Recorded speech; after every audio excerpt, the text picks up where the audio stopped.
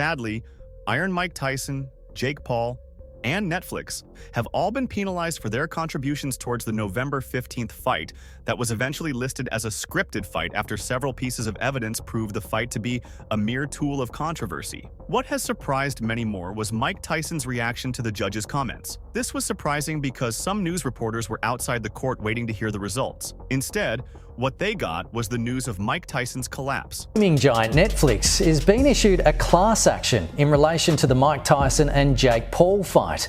TMZ reports the lawsuit is over streaming issues and a breach of contract.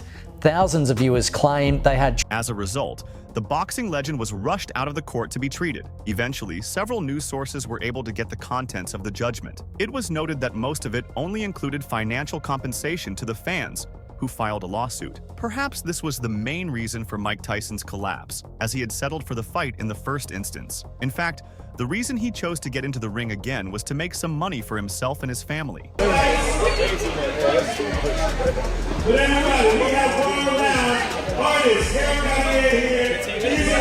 Asking such a person to make certain financial sacrifices would most likely not end well, especially if the person is a 58-year-old whose health has had several complications in recent times. Well, the judge's final judgment was that the fighters paid a certain percentage of their earnings from the fight to settle the lawsuit, while Netflix will be paying a larger percentage. It's amazing they got paid so much money for that, and I'm happy that he didn't get hurt. That was my fear, that it was going to be a real fight and he was going to get hurt. He's still quick. Oh yeah, he's still very quick. But you know, Mike had, Tyson's collapse was just enough proof that he is yet to recover fully from the damages he suffered during the fight. Jake Paul was the only one at the post-fight press conference, while Tyson was represented by his coaches. After things got really bad for Iron Mike Tyson, he was referred to the hospital once the fight was over, after the medical team conducted some post-fight tests on him.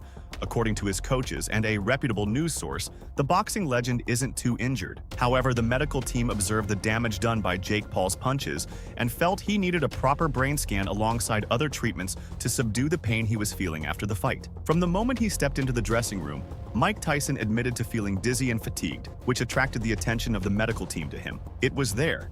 And then that alarms for Mike Tyson's safety were raised. This becomes the latest topic on Mike Tyson's health. The most recent incident of an ulcer attack in May and a wheelchair placement some years ago.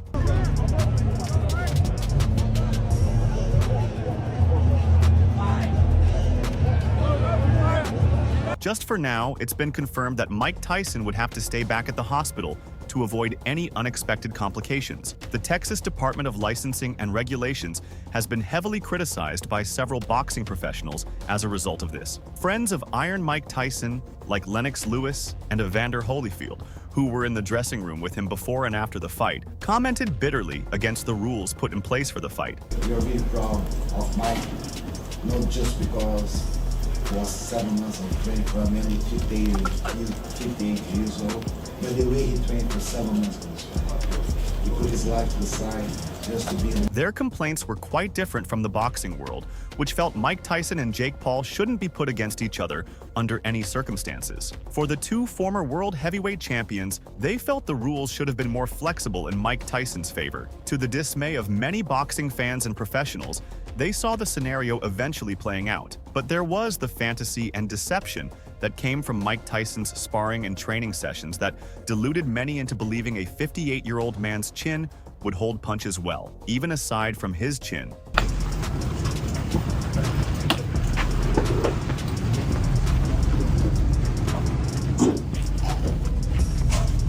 The tiredness was so evident that he could hardly throw punches, as he landed just 18 punches all night long as against Jake Paul's 78. However, with the controversies after the fight, the regulating body in Texas responded to the allegations. The Texas Department of Licensing and Regulation oversees combat sports in the state, and fighters 36 or older are subject to additional medical examination. As a fighter over the age of 36, Tyson was required to submit favorable EEG and EKG results as part of his application. According to T-Mange, He did that in May. Mange said the TDLR stated Thursday that Tyson passed a pre-fight physical earlier in the day. In a statement, the TDLR added, "The safety of the contestants competing in the ring or the cage is always the primary concern of TDLR staff. This competition is no different." At 58, the former world heavyweight champion was one of the oldest boxers to compete in a sanctioned professional fight. "You're only as old as you feel," Tyson has said in an attempt to dismiss the issue.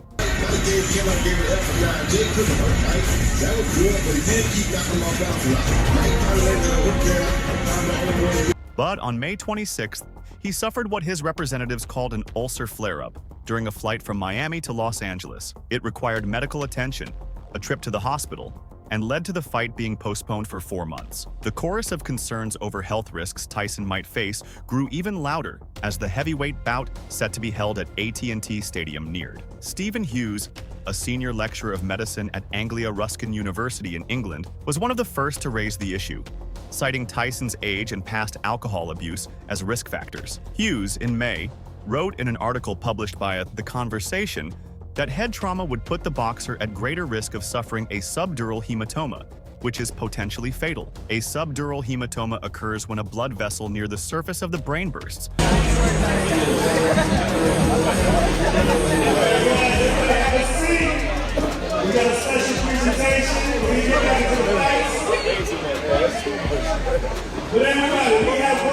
According to Harvard Health, which also reports that a subdural hematoma is a life-threatening problem because it can compress the brain. In talking about age, Tyson is fond of referring to Julius Caesar. He points out that before the Julian calendar was named for Caesar, age wasn't marked as it is today. Just 4 guys in the corner, but it's a big group of people, and I'd like to express my gratitude for all of you guys. I come from Brazil. I broke a barrier. In other words, back then, Tyson wouldn't have any age. But the ulcer flare-up served as evidence of health issues. The source of the trauma was a 2.5-inch bleeding ulcer, according to Tyson, who conducted the interview from a hospital room. Health issues are nothing new for Tyson in recent years. In August 2022, he was spotted at the Miami International Airport in a wheelchair. Tyson said he had crippling back pain from sciatica.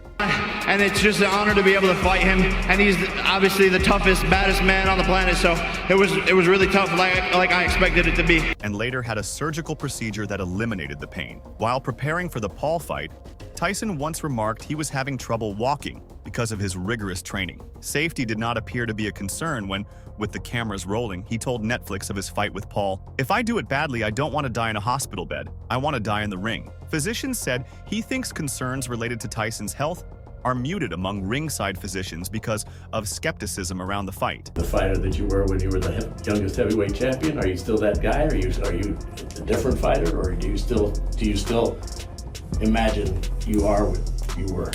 Well, no, I know I never lied to myself, but I know I'm good enough.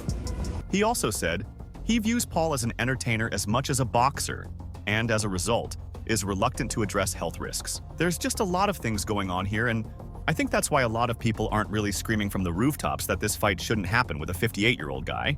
He said, boxing promoter Lou DiBella fumed at the TDLR's decision to sanction a pro fight for a 58-year-old. A regular guy has to go through hoops to get licensed to fight in a lot of states being 40 years old, DiBella said. How in the state of Texas is a 58-year-old man licensed to fight a professional prize fight? The TDLR declined to comment further on the issue of sanctioning the fight. In 2018, Jack Lucius was 64 when he fought a sanctioned pro bout in Texas, according to BoxRec, the official registry of the sport. Lucius lost by TKO in the first round of a scheduled 4-round welterweight fight. Bryce Holden, the fight promoter, requested a sanctioned fight instead of an exhibition.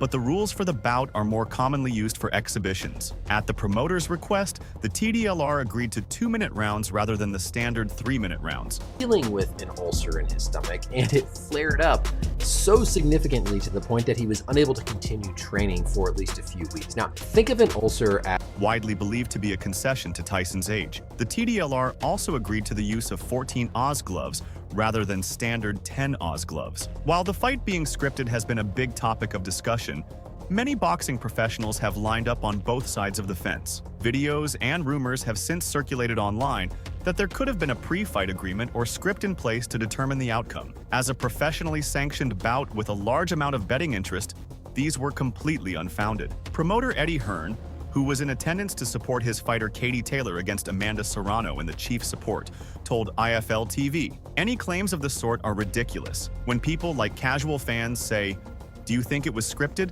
I don't at all. It's ridiculous, and I don't think you could ask Mike Tyson to do that." Hearn, despite not being a fan of the matchup, then gave Tyson credit. "Mike tried. I have to give Mike credit, and actually, I'll be honest, when the fight was over, I did think to myself, it's pretty cool for Tyson to have done that, for his kids to see him do that. He's gone through a hard training camp, done 8 rounds. Fair play to him. I didn't enjoy watching it, if I'm honest. I quite enjoyed the first 30 seconds when he was having a right go.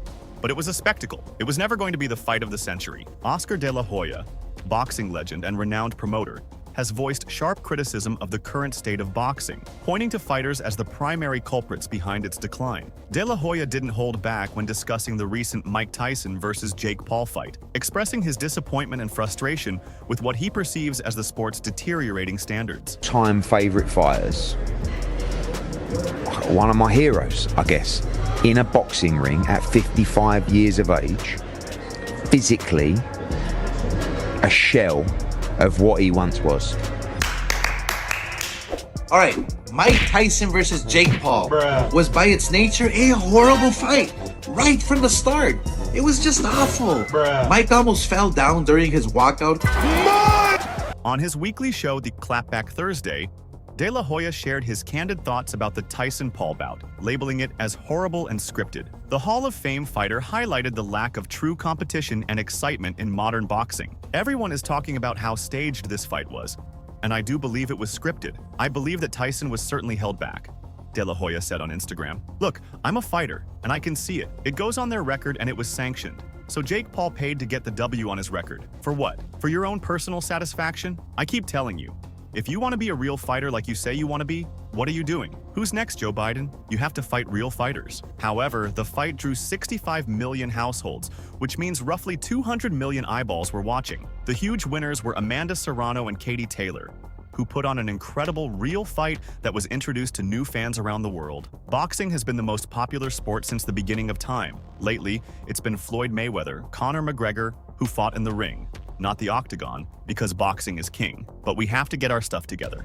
Fighters are not daring to be great, and we are stuck accepting mediocre fights. Look, being a fighter and now a promoter who knows the ins and outs, I have to say it's the fighters who are killing the sport. People try to blame the promoters, managers, or trainers. No, it's the fighters. I was one, and I can tell you if my camp urged me to fight someone, and I wanted to fight somebody else, we fought who I wanted to fight, De La Hoya added. Regarding the highly publicized fight between Jake Paul and Mike Tyson, De La Hoya didn't mince words. "It was wishful thinking for all those idiots who thought they were going to get Mike Tyson of the 90s come out and rip somebody's head off," he said. De La Hoya reflected on boxing's golden era when legends like Mike Tyson, Julio Cesar Chavez, and Arturo Gatti fought epic battles, comparing it to today's fighters, who he believes prioritize financial security over memorable performances. What about UFC fighters? They get paid peanuts, and they go out on their shields. They fight like mother expletives. But in boxing, we know the outcome of the big fights these days before the fight even starts. Look at the Canelo fight,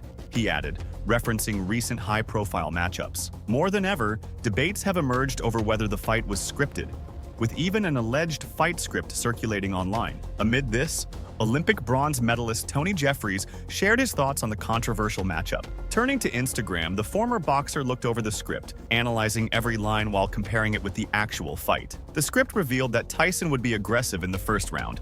We're gonna get Mike Tyson of the 90s come out and rip somebody's head off.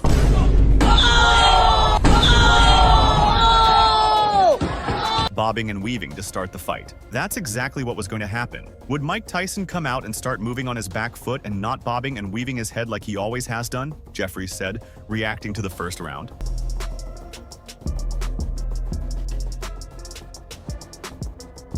See, Mike Tyson could have knocked him out that much. The script also indicated that Tyson would start with a jab, with Jeffries commenting, "Jab is what you lead with, and yes, that's the punch that every fighter throws when the fight starts." Overall, Jeffries found round 1 of the script pretty accurate and was eager to see how the fight concluded in the script. The Olympic bronze medalist swiftly moved on to round 5. The script said the fight ended in round 5 with Jake Paul landing a right hand that knocked out Mike Tyson. Obviously, this did not happen, so this script is full of BS. Jeffries concluded. In reality, the fight never saw a knockout. It didn't even see a knockdown, which ironically made the fight so boring to begin with. At this point, it's clear that the fight wasn't rigged or scripted. While being disappointed with the outcome is understandable, accusing the fight of being rigged is another matter entirely. Paul's chin was wide open, but then Mike Tyson realised, just as he was about to throw that punch, that, oh no, I'm getting paid lots of money, I can't knock him out. Jeffries made a similar point, pondering whether Tyson could have deviated from the script on fight night. Continuing to discuss the bout, Jeffries questioned, did they go off script? He remarked, boxing is not an old man's sport, it's a young man's sport, acknowledging that there have been champions like Bernard Hopkins who thrived in their 40s. However, he noted that Tyson was in his late 50s, which contributed to his loss. Jeffries posed a thought-provoking question. Jeffries further argued that despite the claims of the fight being scripted, time really does take its toll, especially when you've not been living the life of an athlete for over 20 years. So ridiculous, mate. This video has been sent to me so many times, it's went viral. People saying that Mike Tyson could have knocked him out. See, it was a scam. He also raised an interesting point. If Tyson was truly past his prime, why didn't Jake Paul just knock him out? Jeffries answered this, stating, the reason why Jake didn't knock him out was because he couldn't knock him out. If you know anything about boxing, what happens when you rush forward and you try and knock someone out? You leave yourself open to get countered or to get caught with shots yourself. That being said, despite all the chatter about the Jake Paul versus Mike Tyson fight being scripted, Tony Jeffries clarified that the fight in fact wasn't. And that's all for now. For the very best updates on news, moments, events, and action in the world of boxing, stay connected with us by subscribing to our YouTube channel. Don't forget to turn on notifications to get notified when we drop quality content like this. Until next time, peace out.